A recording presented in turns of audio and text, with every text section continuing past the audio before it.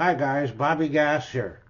I just come back from the Becoming Led Zeppelin movie, and while it's still fresh in my mind, I think I'll, mention some of the things that caught my eye in it and what I thought of it and everything else like that.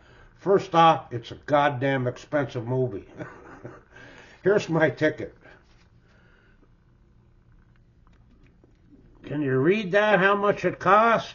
Hey, come on, focus, focus, focus. Damn it, it's not. Anyhow, it cost 28.54 total to get in, plus $2 for a bottle of water. I bought a beer and a shot of rye. I was sitting in a VIP lounge, real nice seats and all kinds of stuff like that. And you can order. They'll bring you food, meals, popcorn, pop. So I ordered a beer and a ride. And that was like $18 too, right? Plus a cab there and a cab back. Expensive evening for me. But anyhow, it's a pretty good movie. I mean, if you're a Led Zeppelin fan, go see it. Even if you're not a Led Zeppelin fan, go see it. You'll sort of get an idea of how it was early and stuff like that. I mean, I really liked the early part of the movie where they were showing the rock and rollers and they were talking about, their youth and how they got into it and all kinds of stuff like that. Now, don't get me wrong. Most of this information that was in the movie, I already knew, right? Like, I'm a Led Zeppelin fan, right? Right from the get-go when I first heard them. And, if you're a Led Zeppelin fan, go see it, right? The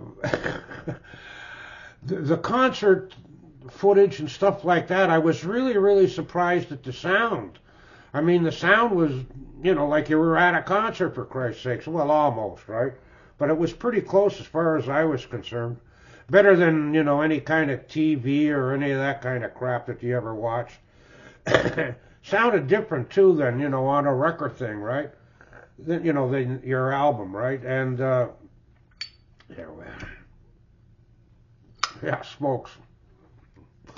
There was a point in the flick where they were showing the early gigs and stuff like that, and they showed the audience once or twice, and people were smoking in the audience. That was about 20 minutes, 20 minutes into the flick, and that's a long time for me to go without a cigarette, 20 minutes, honest to God.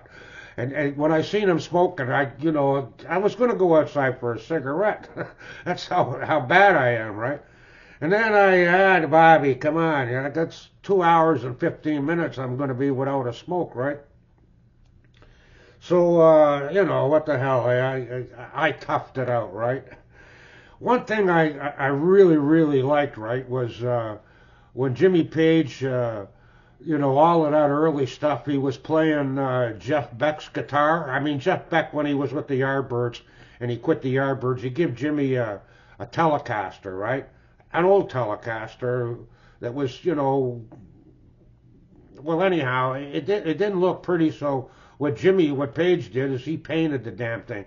And it's the one you see him with all the early stuff. Actually, that first album of Led Zeppelin 1, because they played 4 or 5 tunes, early, right? They played 4 or 5 tunes early, and Jimmy was playing that telly that Jeff gave him, and that's the first album. I mean, I love the sound of a telly. I don't know if anybody else gets that sound that Jimmy does, right? Has to be extra gadgets and stuff like that, right? I ain't a guitar player, but I see all the gadgets they have and all of that kind of stuff, right? Yeah, I'm a big fan of Jeff Beck, eh?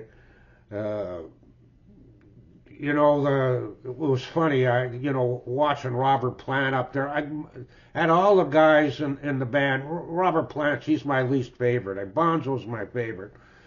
But I never was much of a fan of lead singers, actually, right? And I didn't like Plant, when he started, the guy is, jumping around and stuff like that, trying to make like he's, right into the music. To me, all that stuff's phony, right? and he's pumping his pelvis at the crowd and stuff like that. And oh, you know, oh my God, get that shit out of my face, will you? But you know, a lot of rockers are like that. Well, I'm not a fan of a lot of the Who's Roger Daltrey. I'm not a fan. I don't even like the guy. Don't like him. I dislike him, as a matter of fact. A lot of guys are like that.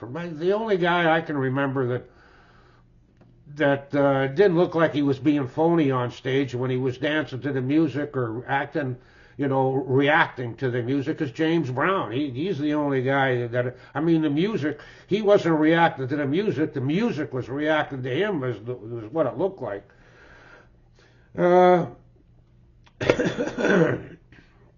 Funny thing about it was, the show was empty. This VIP lounge, oh, I don't know, I guess it could seat, 10, 20, 30, 40, 50, 60, 60 or 70 people. Like, there was only 6 people in there watching it, right?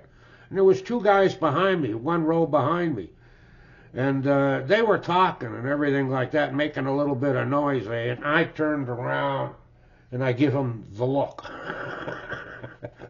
They stopped talking. Yeah, it's a good flick. I enjoyed it. I mean, it's expensive, but I enjoyed it.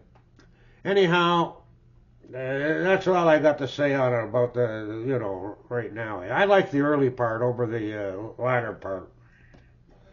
But I gotta admit, though, there was what I liked more than anything else was the interplay when they were talking, right? You know, the small little things that you didn't know before, and then you know, you found out and crap like that, right? I enjoyed that part of it, right? Good movie, go see it.